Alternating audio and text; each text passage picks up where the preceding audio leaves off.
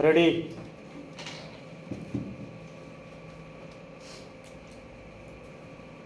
Start. सभापति महोदय, शराब पीने से शारीरिक हानि और आर्थिक हानि तो होती ही है, साथ ही साथ सामाजिक जीवन में भी वह बहुत बुरी सिद्ध होती है। जहाँ पर नशाबंदी खुल गई है, मुझे पता है कि महाराष्ट्र और आंध्र के कुछ ऐसे हिस्से हैं जहाँ पर शराबबंदी लागू नहीं है। वहाँ पर दिन दिन अपराध बढ़ते जा रहे हैं। मान्यवर, इस अनुदान पर जब हम विचार कर रहे हैं तो हमारे सामने 3 परिस्थितियां हैं। नक्सलवादी किसान विद्रोह, देश के अनेक भागों में अकाल की काली छाया और आंदोलनों की बढ़ती हुई लहर में निश्चित रूप से कह सकता हूँ कि सरकार की अब तक की खाद्य नीति और कृषि नीति असफल सिद्ध हुई है। इसका मूल कारण क्या रहा?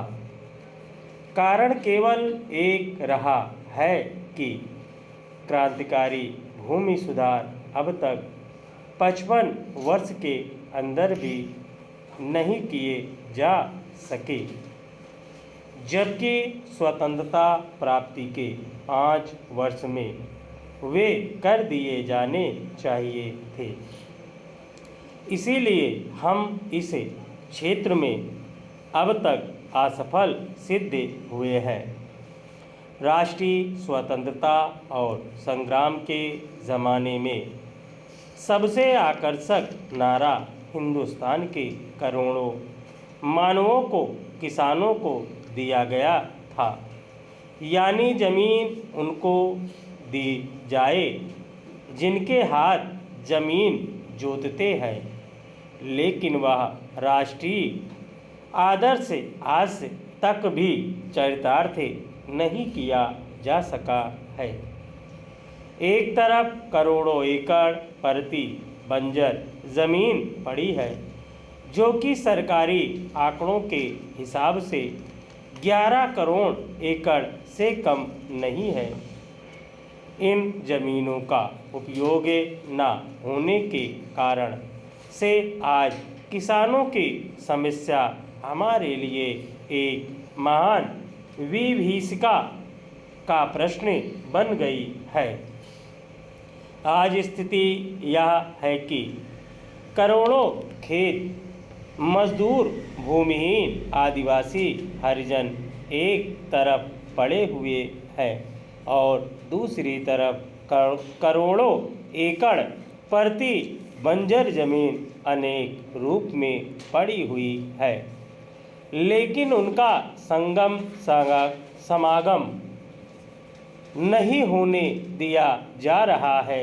इसीलिए आज बेकारी में भी इतनी वृद्धि हुई है।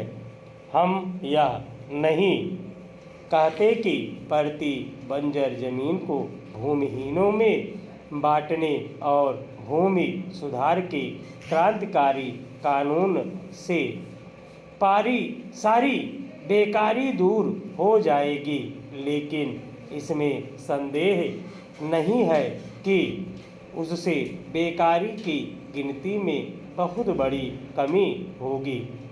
सरकार को इस तरफ ध्यान देना होगा। राष्ट्रीय सुरक्षा के बाद जो हमारे देश की सबसे बड़ी समस्या है, किसान समस्या, इन्हीं कारणों से उसका समाधान आज तक नहीं हो सका है। यह कलंक है। हमें हर संभव रूप में किसान की सहायता करनी चाहिए। स्टॉप।